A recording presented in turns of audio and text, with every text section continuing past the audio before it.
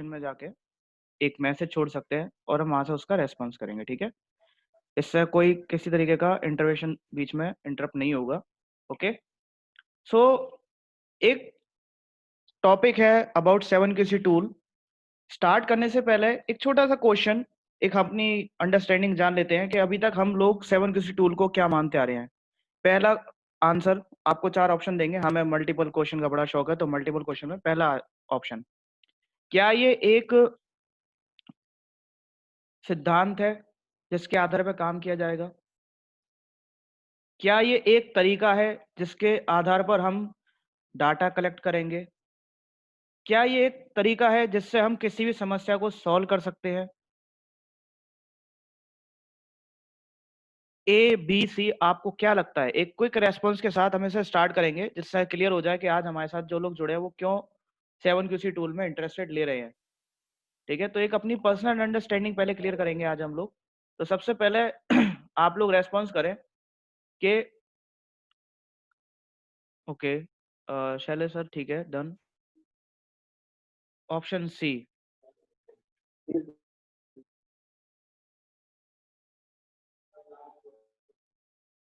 Option c, okay.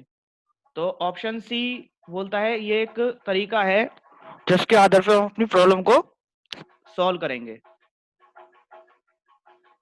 जी okay, Farhan Khan का response, all options are right. Indrajit sir का response, Saurabh Gupta ji ने सही ऑप्शन चुना है। ओके, कोई बी में इंटरेस्टेड नहीं है? डाटा कलेक्ट करेंगे।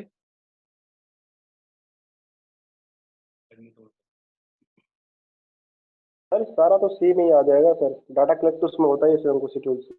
ओके, बट सर अपने समस्या के आधार पे जो हम करते हैं तो सर उसमें सारा ही आ जाएगा। ओके, फरहान खान का रेस्पॉन्स, वेरी गुड।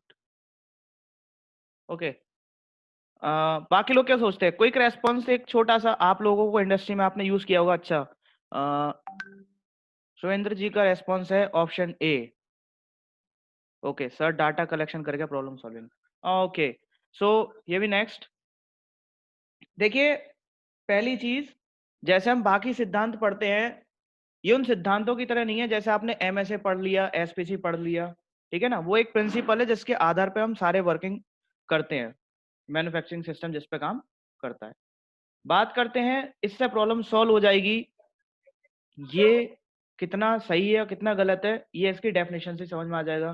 तो एक छोटी सी डेफिनेशन आप लोगों के लिए 7QC टूल की, कि 7QC टूल का सीधा सीधा अर्थ है collecting the data, analysing the data, identification of root cause and measuring the result. बाकी बढ़ने से पहले आप लोग जरा एक छोटा सा इस पे ध्यान दें। चारों शब्दों में कहीं पे मैंने ये बोला है कि यहाँ पे हमने प्रॉब्लम को सॉल्व कर दिया है? चारों शब्दों में अगर आपको लगता है यस तो वाई रेस्पॉन्स करेंगे चैट में, अगर आपको लगता है नो तो एन रेस्पॉन्स, एन लिखना है, सिंपल। क्या इन चारों शब्दों से लग रहा है कि हमने प्रॉब्लम को सॉल्व कर दिया है? एन। शुभम शर्मा जी का response, okay, very fast Shubham Sharma ji. ये 7 prime N, okay.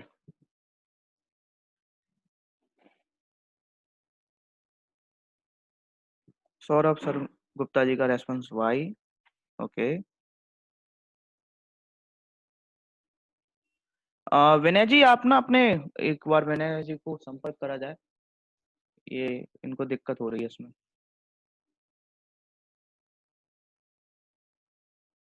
Measuring the result, okay. Why why Saurabh Sharma ji, Shubham Maurya why, okay, fine. देखिए, सबसे पहली चीज, जब भी आप 7QC टूल का इस्तेमाल करेंगे आप केवल किसी भी प्रॉब्लम को सॉल्व करने के लिए जा रहे होंगे, ठीक है। तो किसी भी समस्या को हल करने के लिए पहले आपको समस्या को समझना जरूरी है, फिर उसके बाद उसका कारण जानना जरूरी है। जब आपने कारण जान लिया तो उसको एनालाइज करना जरूरी है। अब जब आपने एनालाइज कर लिया, यानी कि आपने ये देखा कि हाँ ये कारण वैलिड है या नहीं है, तो उसको हम एनालाइज बोलते हैं। अगर आपके शब्दों में वो वैलिड है तो आप उससे संबंधित डाटा कलेक्ट करेंगे, तो कलेक्टिंग द डेटा। फिर आप चेक करेंगे, अच्छा अगर मैं इसको सही कर देता हूं तो क्या होगा, मेजरिंग द रिजल्ट। इन सारी बातों में मैंने अभी तक कहीं नहीं बोला कि हमने प्रॉब्लम को सॉल्व कर लिया है। तो कभी भी अगर आप किसी को रेस्पॉन्स करते हैं 7QC टूल को लेकर, तो आपको एक चीज हमेशा याद रखनी है कि these tools are only related to numerical data of processing. Concerned person has to develop the solution and implement.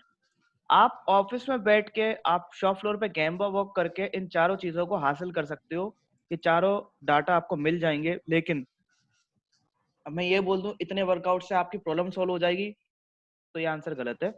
ये केवल आपको बताएगा कि आप ये कर दो तो आपकी प्रॉब्लम सॉल्व हो जाएगी।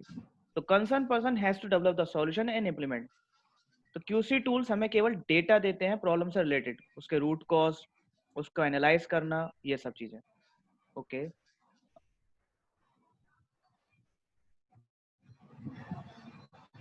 सर, जिसने अभी ये हैंड रेस किया है, आप एक बार टेक्स्ट कर सकते हैं मुझे, आपका क्वेश्चन क्या है? ओलिव लाइट, आपने हैंड रेस किया है।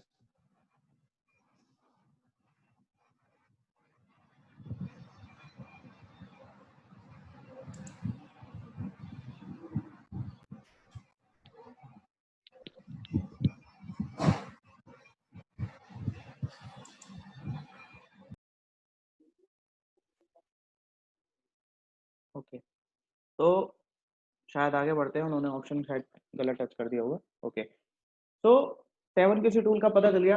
7QC टूल यानी कि 7 क्वालिटी कंट्रोल टूल। अब ये 7 क्वालिटी कंट्रोल टूल होते कौन कौन से? Cause and effect, flow chart, check sheet, Pareto analysis, histogram, scatter diagram and control chart. यहाँ पर बाकी कॉन्सेप्ट से थोड़ा अलग है। नॉर्मली आप लोग, हम क्या करते हैं, जैसे 5S पढ़ते हो तो 5S में 5 एस आपके फिक्स होते हैं कि आपका एक के बाद एक के बाद एक के बाद एक के बाद एक के बाद ये आएगा। यहाँ पर ये नॉलेज बेस्ड है, आपकी कैपेबिलिटी और आपकी कॉम्पिटेंसी पे बेस्ड है। आप किसी भी प्रॉब्लम को इन 7 टूलों में से एक टूल लगा के भी सॉल्व कर सकते हो, या सातों टूल लगा के भी सॉल्व कर सकते हो। यहाँ पर आपकी क्षमता पे बात की जा रही है, या आपके बौद्धिक स्तर पे कि आपको कौन सा टूल सबसे ज्यादा समझ में आता है। अमूमन तौर पर कंपनी के अंदर सबसे ज्यादा लोग पेरेटो एनालिसिस का यूज सबसे ज्यादा करते हैं, उसके अलावा फ्लो चार्ट का यूज करते हैं, और कॉज एंड इफेक्ट का यूज करते हैं। चेकशीट के केस में अगर हम आगे बढ़ेंगे, तो चेकशीट में क्या है कि company apple to apple vary करता है कि आप किस टाइप की कंपनी में काम करते हैं। अगर आप जैपनीज कंपनी में है तो फ्लो जो चेकशीट है ये काफी ज्यादा अट्रैक्टिव और इजी टू अंडरस्टैंड होती है, क्योंकि यहाँ पर हम विजुअलाइजेशन की बात करते हैं। मैं इसका अर्थ भी समझाऊंगा आपको, ठीक है? आप चाहे तो इसका एक स्नैपशॉट ले सकते हैं, और ध्यान रहे नॉर्मल कहीं पे भी आप जाएंगे तो सातों टूल ऊपर नीचे किसी भी क्रम में हो सकते हैं। ये मैंने एक क्रम वो डिसाइड किया है जिसमें हम आपको एग्जाम्पल के थ्रू सारे टूल लगा के दिखाऊंगा, ठीक है? आगे बढ़ते हैं।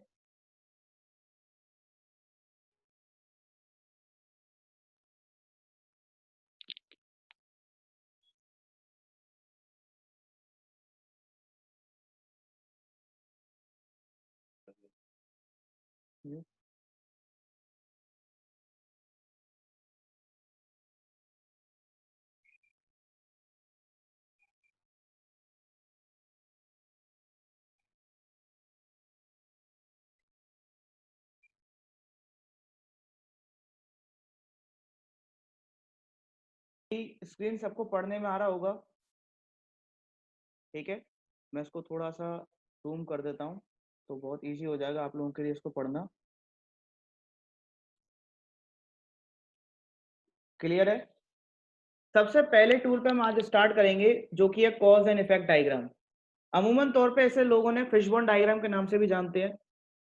और अगर इसकी इन्वेंशन की बात करें कि किसने इनको खोजा था, तो it is invented by professor Kaoru Ishikawa.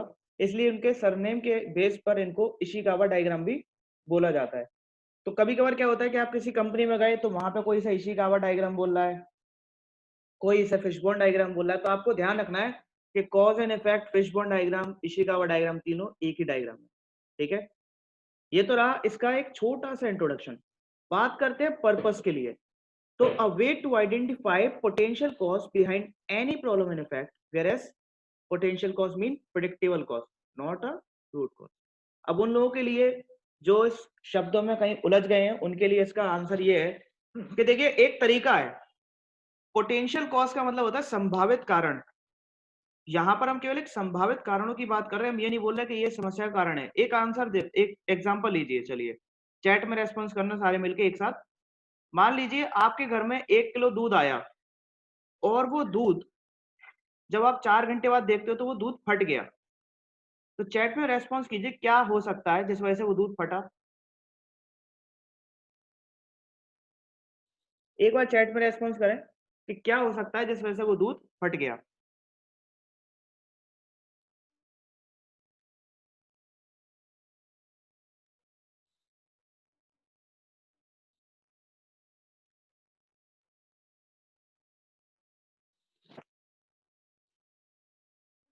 Quality सही नहीं थी J7 prime. Okay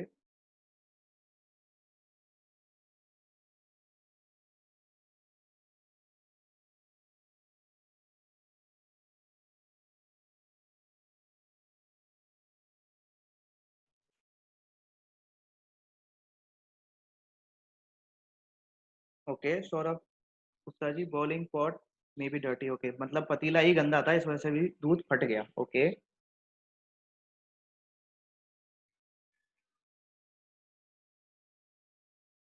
keep in high temperature area, Indrajeet sir का response, very good. Okay Uman Singh, okay sir मेरी आवाज अभी आ रही होगी शायद आपको, लाउडली हो जाएंगे हम थोड़ा सा।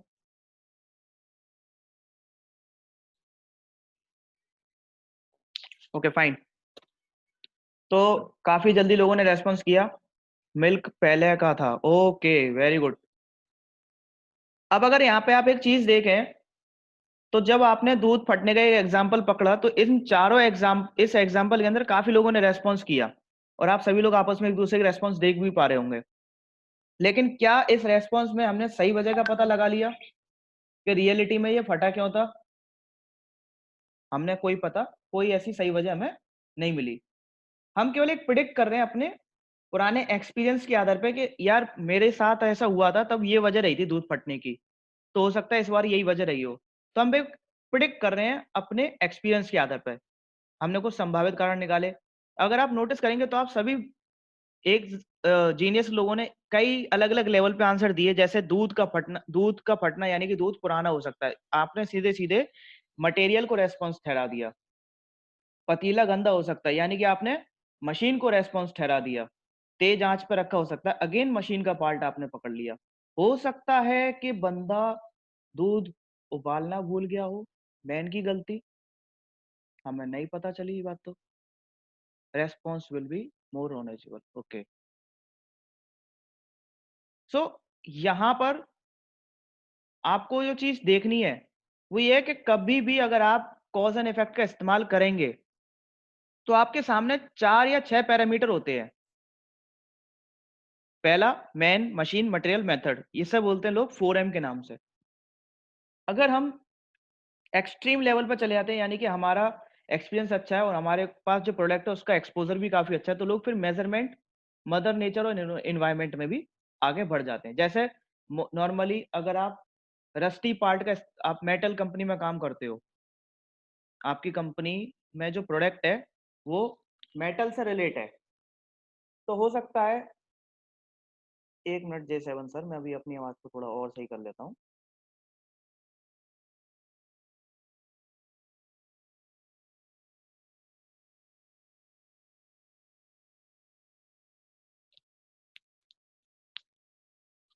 अभी J7 सर को आवाज आ रही है हमारी? ठीक है सर, आप थोड़ा ना एक बाहर निकल के आराम से अच्छी जगह पकड़ लीजिए, मुझे लगता है थोड़ा दिक्कत इशू हो सकता है।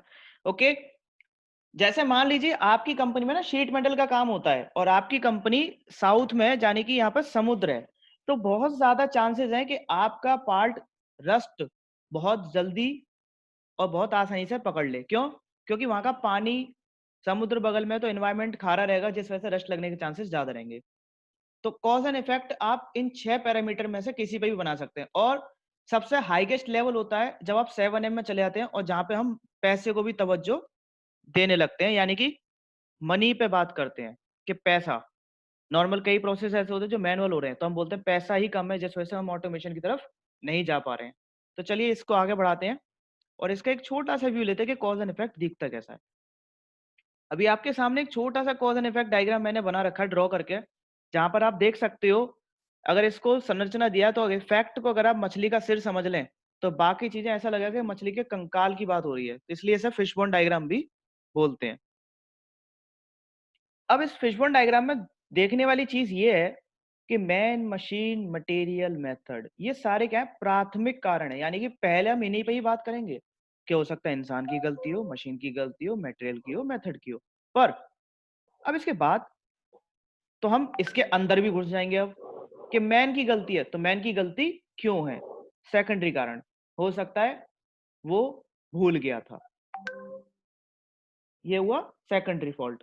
अगर हम बात करें मैन क्यों भूल गया था, तो इसका टेरिटरी कारण क्या हो सकता है उसको पता ही ना हो। और अंदर घुसते हैं, उसको पता क्यों नहीं था, हो सकता है उसको ये बताया ही ना गया हो, उसकी ट्रेनिंग ना हुई हो। और अंदर जाएंगे तो और क्या होगा, हो सकता है ट्रेनिंग में ये पॉइंट कभी कवर ही ना होता हो। तो अगर आप इस सारे डिस्कशन में ध्यान दें तो आप फोकस करेंगे कि मैंने अभी तक इंसान पे कोई गलती रखी नहीं। इसमें सबसे बड़ी मिस्टेक लोग यही करते हैं कि वो इंसान को पकड़ लेते हैं, कि इंसान का फॉल्ट दिखा देते हैं। ध्यान है दोस्तों, कभी भी इंसान की गलती नहीं हो सकती है, फॉल्ट हमेशा सिस्टम का होता है। भले वो सिस्टम आपकी कंपनी में मैनुअल चल रहा हो, लेकिन फॉल्ट हमेशा सिस्टम का होता है। अगर आप मैन की गलती दिखाते हैं तो ध्यान रहे, मैन जिम्मेदार है केवल और केवल अपनी मशीन के लिए, उसके हरे बटन के लिए। In case of any accident वो उस हरे बटन को भी छोड़कर अपनी जान पहले बचाएगा। तो आप सिस्टम पर चलें, मैन डिपेंडेंसी पे नहीं। ठीक है, तो सिस्टम का फॉल्ट क्या निकला मैन के भूलने पर, कि हो सकता है जिस ट्रेनिंग में मैं था उस ट्रेनिंग में ये पॉइंट कभी था ही नहीं कि दूध फटने का कारण ये भी हो सकता था। ठीक है, इसी के आधार पर वैसे हम आगे बढ़ाते हैं। तो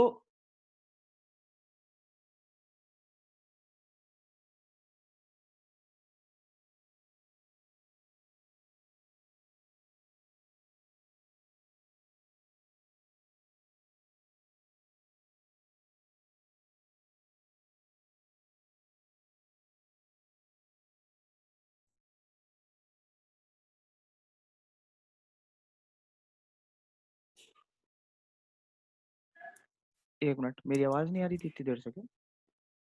अब आ रही है? पहले आ रही थी, नहीं आ रही थी? ओके।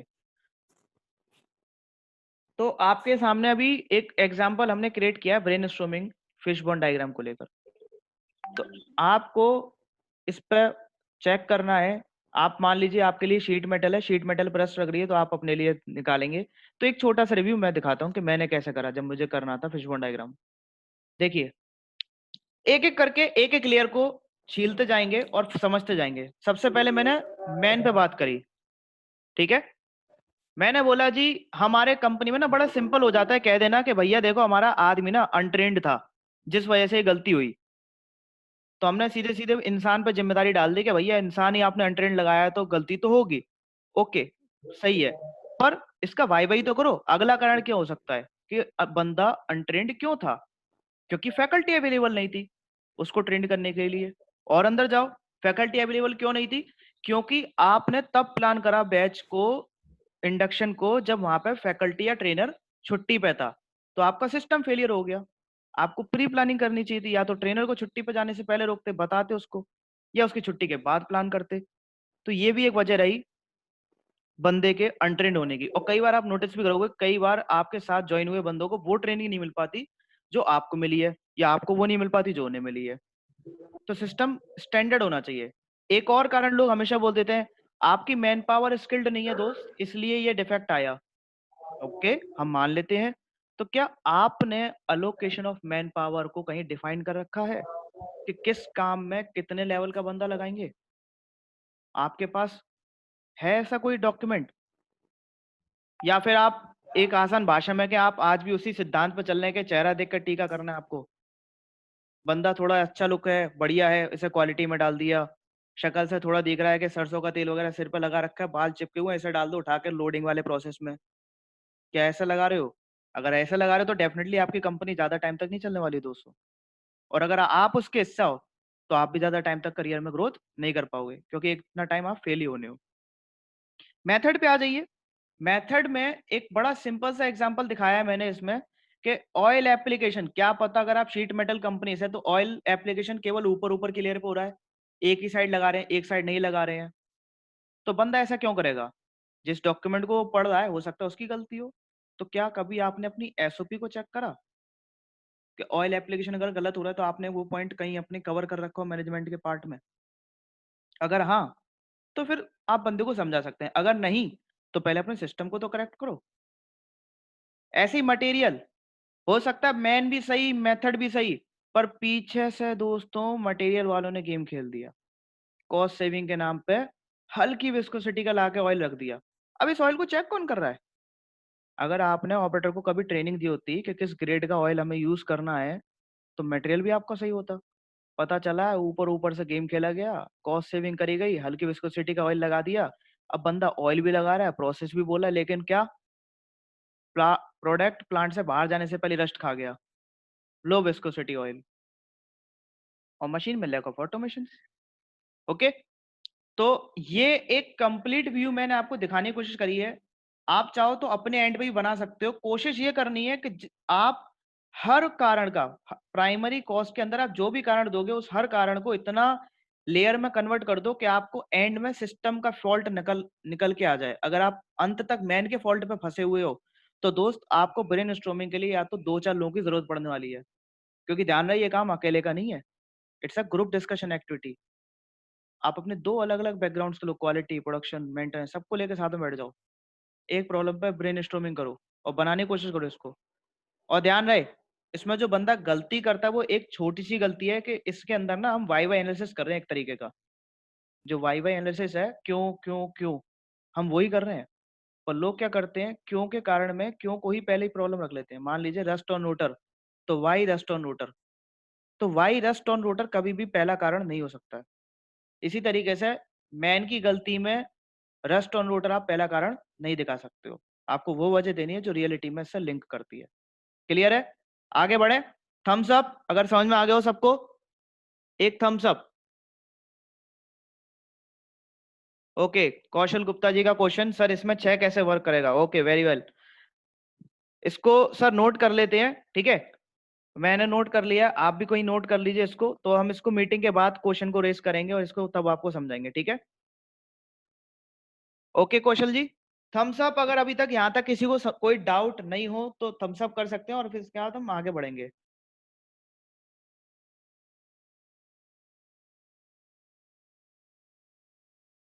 ओके,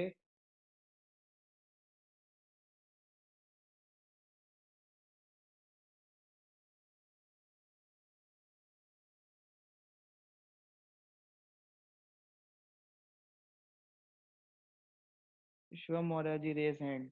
मौर्य जी एक बार क्विक चैट में रेस्पॉन्स करें।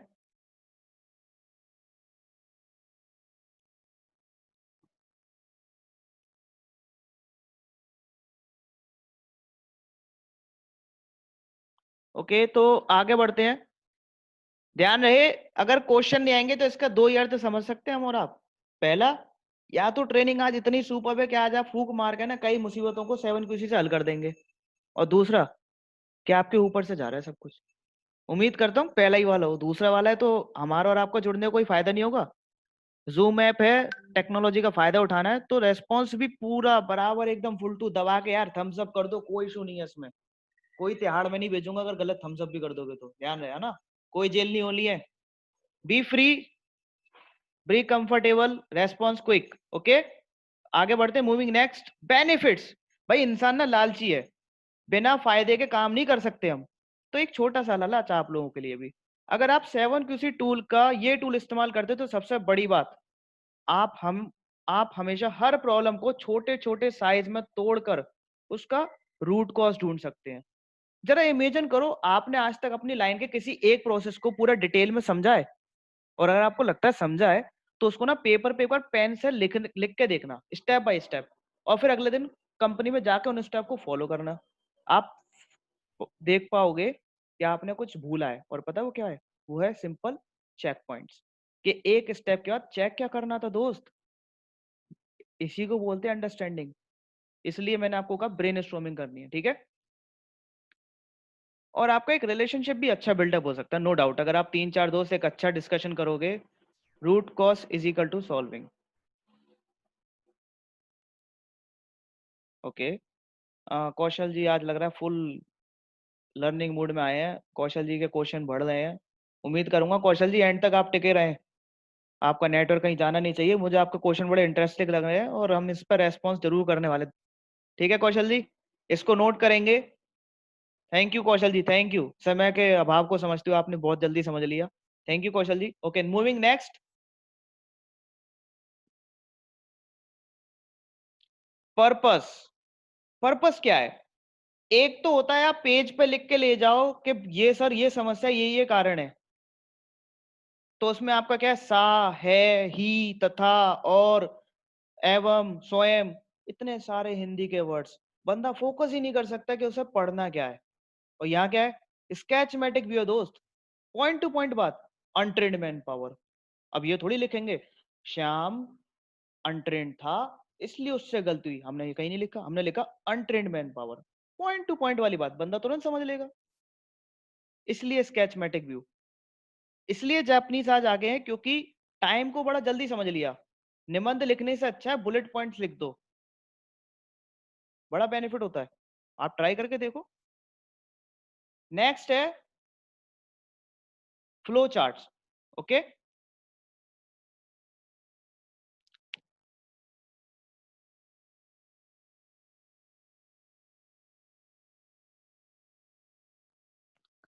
अगला है फ्लो चार्ट। अब ये फ्लो चार्ट क्या है, तो जरा आप लोग एक छोटी सी एक्सरसाइज कर लेना इस ट्रेनिंग के बाद, चाहो तो अभी भी कर सकते हो, कोई बहुत बड़ी चीज नहीं बताऊंगा।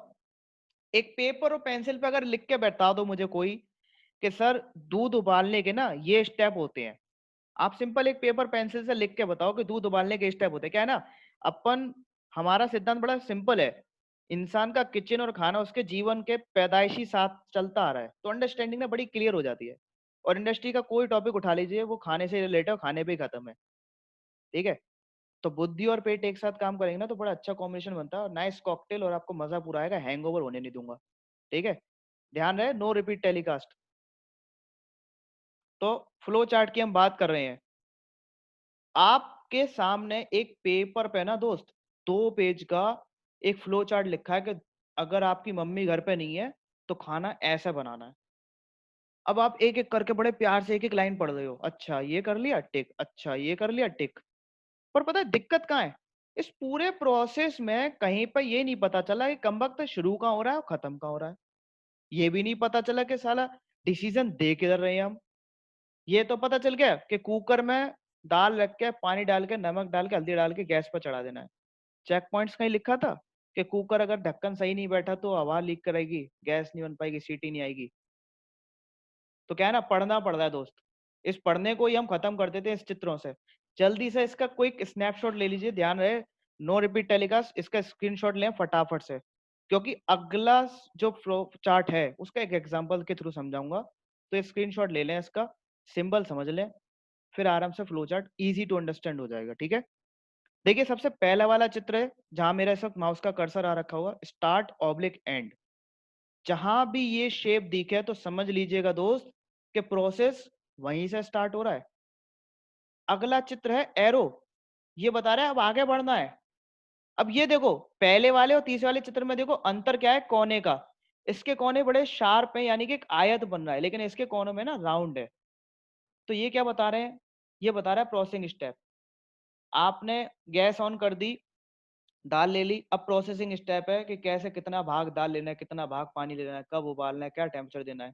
ठीक है, रेफर डॉक्यूमेंट, भैया कोई भी काम करोगे कहीं से रेफरेंस तो लोगे या हवाबाजी चल रही है। ठीक है, तो ये वाली शेप अगर कहीं भी होगी दैट्स कॉल्ड रेफर डॉक्यूमेंट। और उसके बाद डिसीजन बॉक्स। अब देखो जरा इस चीज को, मैं आपको बोलूं कि भाई तेल लगाने का प्रोसेस समझा रहा हूँ कि पार्ट पे ऑयल कैसे लगाते हैं, ध्यान रहे पार्ट पे ऑयल लगाने की बात हो रही है, इससे इंटरेक्ट नहीं करना है कंपनी से। ठीक है, क्योंकि कभी कभी क्या होता है ना, फ्लो फ्लो में हम भारतीय तेल लगाने में कहीं और निकल जाते हैं, और आजकल तेल वैसे ही सस्ता बहुत है। ओके, तो आफ्टर प्रोसेसिंग की मैंने बात की है। देखिए आफ्टर क्यूरिंग प्रोसेस मतलब जब पार्ट गर्म हो जाएगा तभी उस पर ऑयल लगेगा।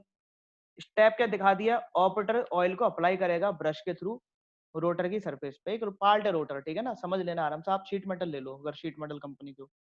डिसीजन क्या दिया मैंने कि उसकी पूरी सरफेस ना कवर होनी चाहिए। तो दो ही चीज होंगी, या तो होगी या नहीं होगी। इस चीज को बोलते हैं क्लोज कम्युनिकेशन। क्या बोलते हैं? Close communication. या तो हाँ या ना, तीसरा कोई आंसर नहीं होगा इसमें, ये ध्यान रखना आप लोग। तो अपना डिसीजन बॉक्स ऐसे ही बनाना कि या तो हाँ में जवाब आए या ना में जवाब आए। इनकेस दोस्त अगर ना है तो दोबारा ऑयल अप्लाई कर देंगे। क्या दिक्कत आ रही है? बेटी बाप की है, कहीं गई थोड़ी है, दोबारा ऑयल अप्लाई कर दो। इनकेस अगर हाँ है तो सब कूलिंग प्रोसेस में डाल दो। नेक्स्ट, अगले प्रोसेस के लिए फॉरवर्ड कर दिया। अब बंदा चेक कैसे करेगा? तो यहाँ पर रेफर डॉक्यूमेंट है भाई, ओवरऑल लगाना है। कहीं लिखा तो होगा एसओपी, सर एसओपी में लिखा है तभी तो हम लगा रहे हैं। ऐसा थोड़ी है कि तेल हमारे घर से नहीं आ रहा तो कहीं भी लगा देंगे। एसओपी में लिखा है, हम फॉलो कर रहे हैं, दैट्स इट। ओके, तो नेक्स्ट अगला है check sheet. Check sheet, wow. अभी तक कितना समझ में आ गया? लोग रेस्पॉन्स कर सकते हैं एक बार, थम्स अप। दो क्वालिटी कोड टूल समझ में आ गए हो तो फटाफट से quick response.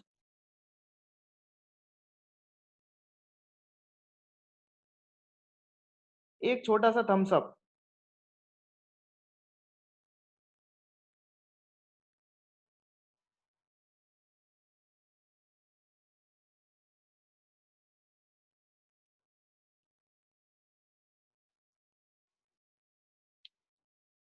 Okay, Saurabh sir को पूरा क्लियर हो रहा है। Three participant raise hand, great, go hand. Okay, go ahead. Thank you Indrajeet sir, thank you. Rest of the people ध्यान रहे, भेड़ चाल नहीं, अपना अपना व्यू रखना है। बी फास्ट, ये नहीं है फॉलो करना है। अगर कहीं डाउट है पूछ सकते हैं। ओके, तो इनकेस अगर बाद में डाउट आता है तो भी पूछ लेना, अभी इसको नोट कर लेंगे। ठीक है, आगे बढ़ते हैं। Process check sheets. देखिए आपने ना एक प्रॉब्लम लेके चले थे। एक प्रॉब्लम मान लेते हैं कि आपके मेटेलिक पार्ट पर रस्ट लग रही थी। आपने रूट कॉज निकाल ली, पहला टूल लगा के, बहुत बढ़िया। अब आपने चेक करने की कोशिश करी कि भाई प्रोसेस क्या बोलता है, तो आपने फ्लो चार्ट पढ़ लिया, बहुत अच्छी बात है। पर अब ये बताओ कि आपने अगर 10 कारण निकाले थे रस्ट लगने के, तो डाटा कहां से लाओगे दोस्त? कौन सा कारण वैलिड है, कौन सा नहीं, या कौन सा केवल हमें लगता है वैलिड है क्योंकि हमारी फीलिंग बोल रही है, पर नंबरों में तो उसका कोई जिक्र ही नहीं है। हो सकता है आपका स्ट्रॉन्ग फीलिंग वाला कारण केवल एक बार आता हो। एक कारण ऐसा है जिसे आप सोचते हो अरे नहीं नहीं ये तो चलता है, और वो चलता ही कम से कम 10-20 बार आ जाए, तो कहीं से तो कलेक्ट करोगे डाटा। अब इसको ना दो तीन तरीके से किया जा सकता है। एक तरीका है कि पीडीआई पे बंदे खड़े कर दो, प्री डिलीवरी इंस्पेक्शन पे आप बंदे खड़े कर दो कि कस्टमर को दिखा दिया जी हम आपको गलत पार्ट नहीं देंगे, हमारा पीडीआई पे बंदा खड़ा है, वो फुल इंश्योरिटी के साथ चेक कर रहा है। अच्छी बात है, बहुत अच्छी बात है, लेकिन जरा दोबारा नोटिस करो, आपने खड़ा कौन करा है यहाँ पे? बंदा। अगेन आप मैन डिपेंडेंसी बढ़ा रहे हो। आप बोल रहे हो जी मैंने बंदा वहां पे खड़ा कर रखा है, वो चेक करके बता देगा, तो मैन डिपेंडेंसी है दोस्त। आज उसके सिर में दर्द है, दो पार्ट निकाल दिए, कौन पूछ रहा है? क्वालिटी इश्यूज आएगा, आप झेलो। अच्छा, बड़ा इंटरेस्टिंग क्या होता है ना मैन डिपेंडेंसी में ना, अगर मान लो आज इसकी किसी से लड़ाई हो गई, तो ये भाई साहब आज तक जितने डिफेक्ट पास करे होंगे उसी बंदे को पकड़ के उसी के डिफेक्ट दिखाएंगे। तो यहाँ पे ना पार्शियलिटी के चांस भी बढ़ जाते हैं। तो आप इसमें ना दूसरा तरीका यूज कर सकते हैं, क्या? कि आप अपने पार्ट की चेकशीट बनाते हैं कि आपके पार्ट में 20 डिफेक्ट आते हैं, मतलब कंप्लीट पार्ट में 20 डिफेक्ट आने के चांस है। आप एक चेकशीट बना दो, हर पार्ट के साथ वो चेकशीट लगा दो कि जी इस पार्ट में ये कोई डिफेक्ट इतने आए, इस पार्ट में इतने आए, या आज पूरे दिन में इतने डिफेक्ट आए, मैंने इतने पार्ट पंच कर दिए, दैट्स इट। पर ना इसको थोड़ा और इंटरेस्टिंग बनाते हैं। हम हर जगह जापानीज को फॉलो करते हैं ना, एक और मैं आपको जापानीज कॉन्सेप्ट दिखाता हूँ, बड़ा इंटरेस्टिंग जापानीज कॉन्सेप्ट है, इसे ही फॉलो कर सकते हो आप। तो मैं भी आपको ना कुछ चेक शीट्स दिखाऊंगा, ठीक है? तो आपको देख के समझना है कि बताओ कौन सा ज्यादा इंटरेस्टिंग है, ठीक है? एक छोटी सी चेक शीट मैंने अभी डाउनलोड करी है ऑनलाइन। क्या है ना, सारा ज्ञान यूट्यूब पे गूगल पे भरा है, बस ये है कि आपको समझाने वाला और समझने आने वाली चीज होनी चाहिए। डाटा इंटरप्रेटेट नहीं होगा तो आप क्या समझोगे? तो मैं अगेन आपको कुछ नया शेयर करता हूँ। देखिए एक चेक शीट बनाई है मैंने। इस चेक शीट यूट्यूब से गूगल से निकाली है। अगर आप इसमें देखेंगे तो देखिए इंटीरियर एक्सटीरियर एक कार का पिक बना हुआ है पिक, सबको दिखाई दे रहा है? थम्स अप, यस, चैट में यस लिख सकते हैं, सबको दिखाई दे रहा हो यस, वाई टाइप करके छोड़ दीजिए। क्विक रेस्पॉन्स, ध्यान रहे, नो रिपीट टेलीकास्ट, हाँ, बी फास्ट।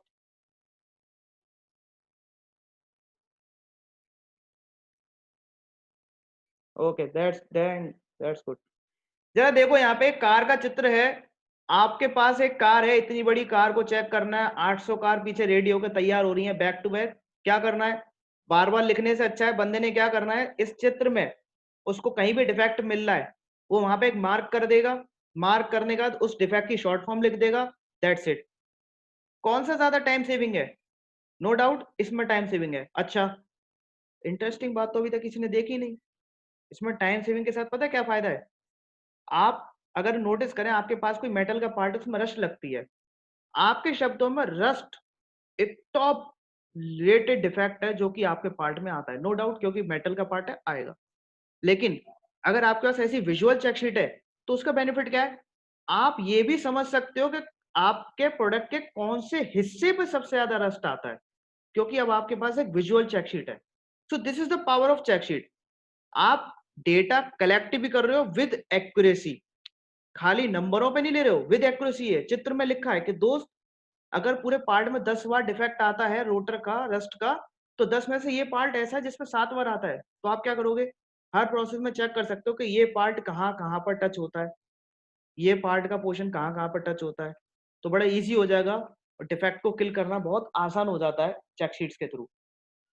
तो ध्यान रहे, अगर आपकी कोई भी प्रिडिक्शन है डिफेक्ट को लेकर कि ये डिफेक्ट का कारण है या ये डिफेक्ट का कारण हो सकता है, तो आप सिंपल चेक शीट से डाटा उठाएं और डेटा को अपने से चेक करें। ओके, ये देखिए, ये एक डेटा है जो नॉर्मल हम लोग क्या करते हैं ना, अपने काम को, आज मेरे को बॉस ने काम दे दिया आसन बनाने के लिए, मैंने टॉप रेटेड डिफेक्ट साइड में लिख के डेट लिखी, अब मैं सिंपल कर रहा हूँ। नो डाउट आपको इससे वेटेज मिल जाएगा, नो डाउट आपको आंसर मिल जाएंगे, पर एक्यूरेसी नहीं मिलेगी दोस्त। एक्यूरेसी क्या नहीं मिल रही है कि कौन से पोर्शन पे इम्प्रॉपर ऑयल है, कौन से पोर्शन पे डिफेक्ट आ रहा है, कौन से पोर्शन पे डेंट आ रहा है। आपने बोल दिया जी डेंट ऑन पार्ट, अरे ये तो बताओ कौन से पोर्शन पे डेंट आ रहा है। क्या पता हैंडलिंग का इशू हो ही नहीं वो, क्या पता वहां पे मशीन के अंदर कुछ टकरा रहा है उस पोर्शन पे पर्टिकुलर, इसलिए डेंट आ रहा है। तो इसलिए आप विजुअल चेकशीट की तरफ जाएं, काफी इंप्रेसिव रहता है और काफी एक्यूरेट रहता है। अच्छा, डेटा कलेक्ट हो गया, पर सबसे इंटरेस्टिंग चीज ये है, अगर कभी भी किसी को डेटा दिखाओ ना, वो कहता है यार मुझे ना आपने ये नंबर मत दिखाओ, मुझे सीधे दिखाओ कि आप बताना क्या चाह रहे हो। तो यहाँ पर आपका थोड़ा स्किल और थोड़ी मेहनत बढ़ जाती है। तो ट्रेनिंग में स्टार्ट करने के टाइम पे एक ने बोला था सर पेरेटो क्या होता है। आई होप वो हमारे साथ इस वक्त बने होंगे कि जिन्होंने मेरे से क्वेश्चन पूछा था सर पेरेटो क्या होता है। हाँ, तो सर आपके लिए आंसर है पेरेटो क्या होता है। देखिए इस चीज को देख के आप कुछ नहीं समझ सकते कि मैं क्या बताना चाहता हूँ, ठीक है। हाँ, ये समझ में जरूर आ जाएगा कि इम्प्रॉपर ऑयल पिछले 5 दिन में 31 बार आया है, विदाउट ऑयलिंग पिछले 5 दिन में 14 बार आई है। ये सारे डिफेक्ट पिछले 5 दिन में इतनी इतनी बार आए हैं। ये भी समझ में आ जाएगा कि 1 नवंबर को 11 डिफेक्ट आए, 2 को 13, फिर 11, फिर 14, फिर 10। पर इससे क्या क्या बताना चाह रहे हो आप? कुछ क्लियर हो रहा है? नहीं, बिल्कुल नहीं। देखिए अब क्लियर करते हैं। लेट टू का एग्जांपल ऑफ पेरेटो चार्ट। देखिए पेरेटो चार्ट अभी सबको समझ में आ गया होगा, देखा भी होगा लाइन पे। देखिए पेरेटो चार्ट जो है 80-20 के रूल पे काम करता है। अभी 80-20 क्या है कि आपको दुनिया बोल देगी, मैं आपको सिंपल आसान भाषा में समझाऊं तो यहाँ पर हम बात कर रहे हैं कि लाइन पर अगर 7 डिफेक्ट आते हैं तो कौन सा डिफेक्ट हमारी प्रॉब्लम में या हमारी क्वालिटी को स्पॉइल करने में, बर्बाद करने में सबसे ज्यादा वेटेज रखता है। मतलब अगर हम इस प्रॉब्लम को सॉल्व कर दें तो हो सकता है हमारी समस्या तो पहले दिन ही 53% या आधी हो जाए। तो एक डेटा वो था जो मैंने चेकशीट से निकाला, अब एक डेटा वो है जो मैं यहाँ पे दिखा रहा हूँ। कौन सा इंटरेस्टिंग है, कौन सा इजी टू अंडरस्टैंड है, ए या B? Quick response in chat chat box में क्विक रेस्पॉन्स करें, ए या बी, कौन सा ज्यादा इंटरेस्टिंग है? अपने बॉस को ए समझाना या सीधे सीधे बी ला के दिखा देना उसको? ओके, कौशल जी का response B, Farhan B, okay that's good. Okay, quick response आते हैं तो मतलब क्लियर है कि मेरी वाइफ आप तक वहां तक पहुंच रही, जो मैं समझाना चाहता हूँ हमारी अंडरस्टैंडिंग अब कनेक्ट हो चुकी है, very good, well enough, okay fine. देखिए तो यहाँ पर अब क्या है ना कि इम्प्रॉपर ऑयल, अब मान लो आप बोल रहे हो जी मार्किंग मिसमैच एक हमारे पार्ट पे होता है, प्रोसेस है, ठीक है। तो मेरी अंडरस्टैंडिंग थी कि जी मार्किंग मिसमैच ना मेरे को लगता है बहुत बड़े लेवल का डिफेक्ट है भाई साहब, अगर ये आ गया ना तो मेरे पार्ट को मैं रिवर्क नहीं कर सकता, मेरा पार्ट पूरा बर्बाद हो जाएगा, 450 की कॉस्ट है, मेरे लिए नुकसान है। पर टेक अ लुक, डाटा देखो यार, मार्किंग मिसमैच पूरे महीने में एक बार आता है। हो सकता है तुम उस एक ही दिन लाइन पर गए हो तो तुम्हारे लिए वही डिफेक्ट सबसे बड़ा हो गया। अच्छा जी, अब मैं किसी को बोलूंगा जी इम्प्रॉपर ऑयल की वजह से डिफेक्ट आ रहे हैं, अरे यार लोहे का ही तो पार्ट है, रस्ट तो आ ही सकता है, इट इज कॉमन ब्रो, मतलब ये तो नॉर्मल है यार, हमारा पार्ट लोहे का लकड़ी का थोड़ी बना रहे, रस्ट नहीं आएगी तो क्या आएगा।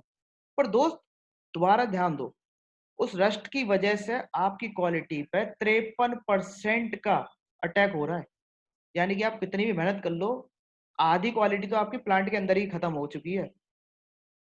समझ रहे हैं? तो हमारी अंडरस्टैंडिंग क्या है और डेटा क्या बोल रहा है, एक कॉमन अंडरस्टैंडिंग में पेरेटो चार्ट खत्म कर देता है आपके सारे प्रॉब्लम को। अच्छा, खासियत क्या है पेरेटो चार्ट की, पेरेटो चार्ट के दो एक्सेस होते हैं, एक तरफ वेटेज होता है, एक तरफ नंबर होता है, जैसा कि आप देख पा रहे हैं। वेटेज कम्युलेटिव होता है। अभी कम्युलेटिव वर्ड कुछ लोगों को अगर नहीं समझ में आया तो मैं समझा देता हूँ। इम्प्रॉपर ऑयल 13 बार आया था, विदाउट ऑयलिंग 14 बार आया। दोनों हमारी परेशानी में कितना परसेंट कंट्रीब्यूट करे थे, इम्प्रॉपर ऑयल करा था 53% और विदाउट ऑयलिंग कर रहा है कितना, 23%। दोनों को जोड़ के कितना बना, 76%। यानी कि अगर केवल ऑयल लगाने की समस्या ही हल कर दें दोस्त, तो मेरी क्वालिटी 76% इंप्रूव कर जाएगी। अब आप अपने बॉस को ये बता दो, बहुत इजी हो जाएगा समझाना, वो कहेगा हाँ बात सही है, आप इस पर काम करो, प्रोजेक्ट मिल गया। क्यों? क्योंकि डेटा दिखाना आता था। अक्सर कई लोग डेटा ना दिखा पाने के कारण या सही तरीके से प्रेजेंट ना करने के कारण ही अपॉर्चुनिटी खो देते हैं। तो this is the simple fact कि आप किस तरीके से डेटा शो करें। ओके, आई होप अभी तक सबने डेटा शो भी कर लिया होगा। अब सबसे ज्यादा इंटरेस्टिंग, जिसको अभी तक मैंने काफी इतना फ्रेंडली नहीं देखा यूजर फ्रेंडली लोगों को इसके लिए, and that is histogram. Histogram को लेकर लोग काफी कम यूजर फ्रेंडली हैं। ठीक है, देखिए एक होगा कि मैं अभी आपको डेफिनेशन पढ़ के दिखाऊं। अभी डेफिनेशन तो आप गूगल पे भी पढ़ते हो, यूट्यूब पे भी पढ़ते हो, आपको कोई भी एक भाषा में समझा देगा क्योंकि स्टैंडर्ड है। आप इसका स्नैपशॉट लो और जरा इसको आप डीप में समझना विद एक्सप्लेनेशन विद एग्जांपल कि व्हाई हिस्टोग्राम, हिस्टोग्राम क्यों चाहिए। ठीक है, अगर आपने स्क्रीनशॉट ले लिया हो तो मैं इसको आगे बढ़ाता हूँ।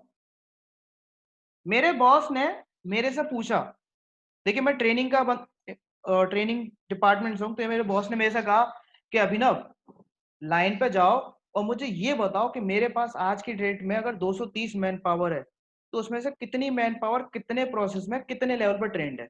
अभी जो लेवल नहीं समझ पाए उनके लिए हिंट है, हर प्रोसेस के 4 लेवल होते हैं। इंट्रोडक्शन, सपोर्ट में काम कर सकता है, इंडिपेंडेंट काम कर सकता है, लोगों को सिखा सकता है, L1 L2 L3 L4। मेरे बॉस ने मुझे काम दिया, भाई होगा उसका मन, दे दिया काम दे दिया। अब हम भी तैयार, जी बिल्कुल बताएंगे। हमने डेटा कलेक्ट किया, देखो ये हमारा तरीका डेटा कलेक्ट करने का। हमने क्या करा, बंदे का नाम तो लिखा यहाँ पर, प्रोसेस लिखे यहाँ पर, वाई एक्सिस पे बंदों के नाम है, एक्स एक्सिस में प्रोसेस है। तो अब क्या होता है कि जी राम पहले में L0, दूसरे में L0, तीसरे में L1, चौथे में L2, फिर L1, फिर L0, फिर L2, फिर L1। मतलब अगर आप इमेजिन करो मैं उसको 230 बंदों की ऐसा डाटा दिखा दूं, या तो वो आपको शाबाशी जो कि आप सोच रहे हो बिल्कुल नहीं मिलने वाली है, दूसरा डेफिनेटली मिल जाएगा कि आप वहां पर अपनी कॉम्पिटेंसी पे क्वेश्चन मार्क बनवा के आ जाएंगे। क्वेश्चन मार्क क्या है, ध्यान रहे, आपको अंडरस्टैंडिंग समझनी है। आपके बॉस की इंटेंशन थी, उसने क्वेश्चन करा कि मुझे ये बताओ कि मैन पावर कितनी ट्रेंड है लाइन पर। आप क्या कर रहे हो, राम श्याम कालूलाल नथुलाल सबकी एक डिटेल लेकर आ गए। यार उनको कैसे पता कि नत्थू कौन है, आज तक देखा ही नहीं होगा, तुम ही जानते हो क्योंकि तुम ट्रेंड कर रहे थे। तो इसको मैंने आसान कर दिया, मैंने हिस्टोग्राम इस्तेमाल किया। ठीक है, एक हिस्टोग्राम के लिए मैंने एक चेकशीट बनाई सिंपल सी कि भैया L0 20, L1 100, L2 100, L3 50, फिर L4 50। अब देखो एक डाटा सामने दिख रहा है, डेटा दिख रहा है सबको, इसी को बोलते हैं हिस्टोग्राम। यह है हिस्टोग्राम। अभी आप लोग जिन लोगों को ये समझ में आ रहा होगा बहुत इजीली, वो इसको बार ग्राफ भी समझ पा रहे होंगे कई लोग। पर इसे हिस्टोग्राम मैंने क्यों कहा ये भी समझा देता हूँ। देखिए ध्यान दीजिए, आप इस तरफ अगर देखेंगे तो LSL लिखा है आपके उल्टे हाथ पे, इसका अर्थ होता है lower side limit. Right hand side पे देखोगे तो लिखा है USL, अपर साइड लिमिट। नीचे क्या है? स्किल लेवल, ऊपर क्या है? Number of employ. मेरे बॉस ने मेरे से कहा कि अभिनव, लाइन पे कितने बंदे हैं और कौन कौन कितनों में ट्रेंड है। मैंने कहा जी ये लीजिए।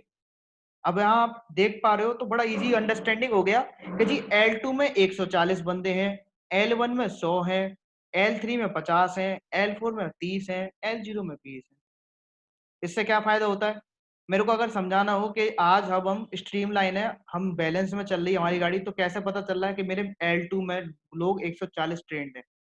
अगर ये ग्राफ L0 या L1 की तरफ आगे हो रहा होता, यानी कि ऊंचाई इसकी L1 और L0 पे होती, तो सीधे सीधे यहाँ खतरे का निशान हो जाता है कि यार मेरी आधी से ज्यादा मैन पावर अनट्रेंड है, तो मुझे ट्रेनिंग पे, मल्टी स्किलिंग पे फोकस करना है। अगर मेरी ग्राफ L3 या L4 पे ऊपर हो जाती, यानी कि हमारा डिपार्टमेंट, हमारा ट्रेनिंग डिपार्टमेंट, हमारा प्रोडक्शन डिपार्टमेंट, हमारा मल्टी स्किलिंग प्रोसेस सारा A1 है, हम सब एक साथ एक ही डायरेक्शन में एफर्ट लगा रहे हैं। Is it rush? यस और नो? हाँ जी, क्विक, क्या लगता है? और भी तरीके से इस्तेमाल कर सकते हैं, मैंने एक ट्रेनिंग के एस्पेक्ट से बताया है। सीधे सीधे सेफ जोन की बात की है कि हम किस लिमिट में काम कर रहे हैं, यस, अपर या लोअर या मीडियम। मीडियम मतलब ओके, हम सेफ जोन में, हम एफर्ट लगाएंगे तो आगे ही बढ़ेंगे। तो इससे क्या है ना, एक तरीके का स्टेटस क्लियर हो गया कि हमारा स्टेटस क्या है किसी भी प्रॉब्लम को लेकर, ये हम यहाँ पे क्लियर कर रहे हैं। Indrajeet sir please repeat again. Okay sir. Okay, तो सर मैं आपको यहाँ पे हिस्टोग्राम को लेकर समझा रहा था कि हिस्टोग्राम का इस्तेमाल हम नॉर्मली अपना स्टेटस क्लियर करने के लिए कर सकते हैं। मेरे बॉस ने, रिपोर्टिंग बॉस ने मेरे से सिंपल एक क्वेश्चन कहा कि अभिनव, लाइन पर जाइए और मुझे ये बताइए कि मेरी कितनी मैन पावर ट्रेंड है। तो एक डेटा तो मैं उनके सामने ये लेकर आया कि मैंने सबके नाम वाई एक्सिस पे लिख दिए, प्रोसेस एक्स एक्सिस पे लिख दिए। अब वो एक एक बंदे को पिक करें और उसके हर प्रोसेस को चेक करें। एक तरीका तो ये था, लेकिन 230 मैन, एक दो तो ठीक भी है, 230 मैन पावर मतलब वो कहाँ तक देखेगा? और इनको लगता है आसान है तो अपनी स्किल मैट्रिक्स देख सकते हैं एक बार। एक तरीका मैंने क्या करा, मैंने कहा यार मेरे बॉस की इंटेंशन है, उसको जानना है कि मैन पावर कितनी ट्रेंड है। तो मैंने लीजिए, मैंने सिंपल 7QC के हिस्टोग्राम का इस्तेमाल किया, जहां पर आप ग्राफ को देख सकते हैं, LSL और USL के बीच में कंपैरिजन दिखा दिया उसको कि मेरी मेजर मैन पावर कंट्रीब्यूट करती है L2 में, यानी कि हम आज भी बैलेंस में हैं। अगर यही बैलेंस 140 का LSL के बिल्कुल नजदीक होता, तो यहाँ खतरा हो जाता कि मेरी आधी से ज्यादा मैन पावर अनट्रेंड है, यानी कभी भी मेरे को क्वालिटी इश्यूज क्रिएट हो सकते हैं। अगर मान लीजिए सारा ग्राफ USL की तरफ बढ़ा हुआ है, तो इसका अर्थ है कि मेरा सेफ जोन चल रहा है, मेरी बहुत सारी मैन पावर ट्रेंड है एज अ ट्रेनर। यानी कल की डेट में अगर मैं नए बंदे भी ज्वाइन करता हूं तो मेरी शॉप फ्लोर पे इतने बंदे तो ट्रेंड है ही कि वो लाइन को बैलेंस कर लेंगे। तो एक प्रोजेक्शन के आधार पे हम बात करते हैं, ठीक है? इसमें यस और नो का ही रेस्पॉन्स आ सकता है।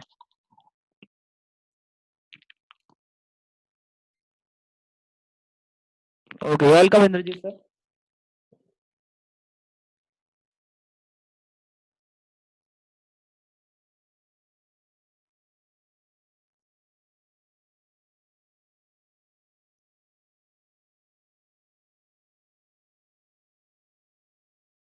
Okay, next quality tool 7QC का नेक्स्ट अगला टूल जो है वो है हमारा scatter diagram. Basically scatter diagram का इस्तेमाल हम करते हैं एक रिलेशन को समझने के लिए या एक रिलेशन को प्रूफ करने के लिए। हाँ भाई यही कारण हो सकता है। तो देखिए बड़ा कॉमन सा एक एग्जांपल देता हूँ। लाइन पे अक्सर आप लोगों ने भी सुना होगा कि सर अरे एक सर 1 साल से काम करे, सर अभी भी डिफेक्ट बनेंगे क्या हमसे? अरे सर नई मैन पावर आई है इसलिए डिफेक्ट बनना है सर, लड़के ट्रेंड ही नहीं है। बहुत ईजी हो जाता है, आप अपने सिस्टम फेलियर की जगह इंसान पे गलती डाल दो, बहुत ईजी है। जो इंसान वहां खड़ा ही नहीं उस पर डाल दो, तो उससे ज्यादा ईजी तो फिर कुछ रहा ही नहीं। मतलब वहां मैन पावर खड़ी नहीं और आपने बोल दिया अरे सर मैन पावर इतनी नई हो गई है कि फेल होने के चांस तो है ही। तो अब हमने क्या किया, स्कैटर डायग्राम। तो मेरे बॉस ने मेरे को बोल दिया भाई, प्रोडक्शन वाले ने, जो मेरा कस्टमर है कि सर देखिए बंदे ट्रेंड नहीं है क्योंकि 1 महीने पहले ही ज्वाइन हुए। मैंने कहा ओके सर मान लिया। लेट्स सी डेटा क्या बोलता है। तो हमने स्कैटर डायग्राम बनाया। अब देखिए स्कैटर डायग्राम में आपको 2 कैरेक्टरिस्टिक को फॉलो करना है।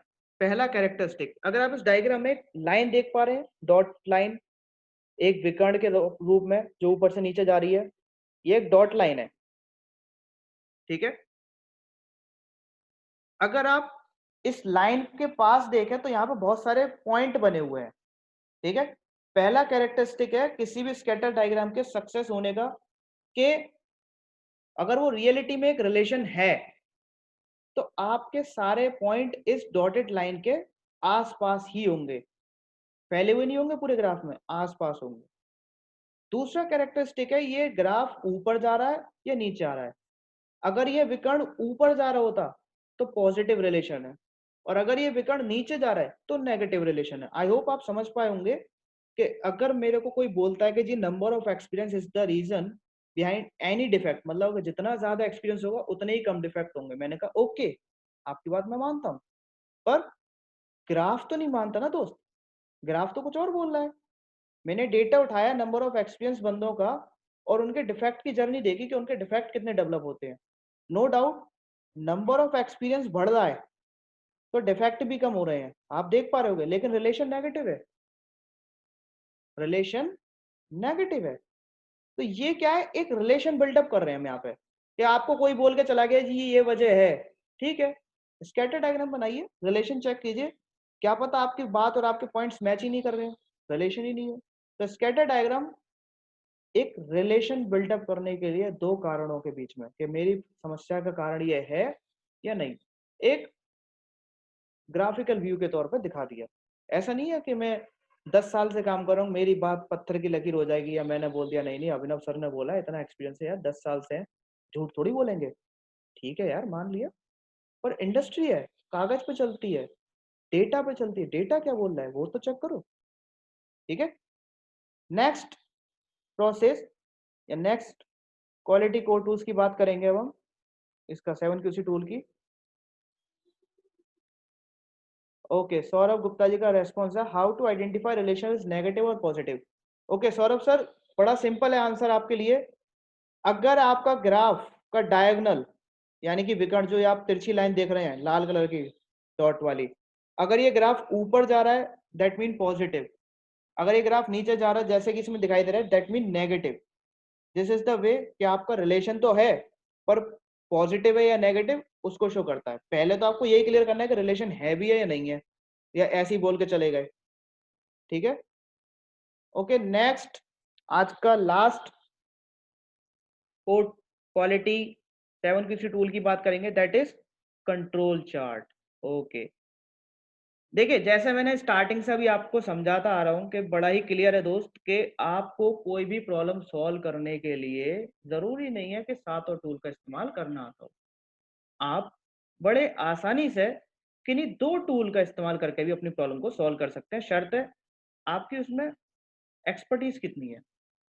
आप पेरेटो चार्ट से प्रॉब्लम सॉल्व कर सकते हैं, आप कॉज एंड इफेक्ट से भी सॉल्व कर सकते हैं, लेकिन आपका एक्सपर्टीज या आपका मॉडल ऐसा है, प्रोडक्ट ऐसा है कि आप बहुत ही हाई लेवल तक जा चुके हैं, तो आप फिर आते हैं कंट्रोल चार्ट में। अब यहाँ से हम धीमे धीमे करके कोर टूल्स में घुस जाएंगे, ठीक है ना। कंट्रोल चार्ट बेसिकली एक एग्जांपल दिखाता हूँ कि दिखता कैसा है तो बड़ा आसान हो जाएगा समझाना। देखिए एक सिंपल कंट्रोल चार्ट आपके सामने है। ये कंट्रोल चार्ट में अगर आप देखेंगे तो यहाँ नॉलेज बहुत ही अच्छी चाहिए। अभी तक 6 टूल में आप केवल एक्सेल की नॉलेज पे काम कर रहे थे, डेटा कलेक्ट करके काम कर रहे थे। यहाँ पर क्या है, यहाँ पर चार्ट आ गया, तो X bar R chart, IXMR chart, X bar S chart, NP chart, P chart, C chart, U chart, ये सारे चार्ट कर क्या रहे हैं। तो अगर आपने टूल का नाम पढ़ा हो तो इसे बोलते हैं कंट्रोल चार्ट। हर प्रोसेस के लिए या हर स्टेप के बाद आप किस तरीके से चीज़ों को कंट्रोल कर सकते हैं, क्योंकि अगर आप नोटिस करेंगे तो हर चार्ट से पहले एक डिसीजन बॉक्स है। हम यहाँ पे डिसीजन दे रहे हैं यस और नो। तो जब आप डिसीजन दे रहे हो तो रेफर किस चीज को कर रहे हो या फिर किस चीज की तरफ आगे भेज रहे हो, तो उसके लिए आपको चार्ट की नॉलेज होना जरूरी है, और ये इस चैप्टर से बाहर आ जाएगा। फिर हम यहाँ से मूव कर जाएंगे अगले टॉपिक में। तो अगर बात करें 7QC की नॉलेज की, तो आपके पास 7 नाम क्लियर होने चाहिए। क्विक रिव्यू कर लेते, रिवाइंड कर लेते अपनी नॉलेज को। 7 नाम, जिसमें हमारा सातों quality control tool, cause and effect, इसको होम पे ले लेते हैं, बड़ा इजी हो जाएगा समझना। Okay, cause and effect, flow chart, check sheet, Pareto, histo, scatter, control chart. एक छोटी लाइन में अगर आपसे कोई भी कभी पूछ लेता है कि एक डेफिनेशन में समझाओ कि आप इसका अर्थ क्या समझते हो, तो आप बता सकते हो। पहला, कॉज एंड इफेक्ट, किसी भी प्रॉब्लम के प्रोबेबल कॉज या एक प्रिडिक्टेबल एनालिसिस करने के लिए मैन मशीन मटेरियल मेथड पर काम करना, cause and effect. Flow chart, किसी भी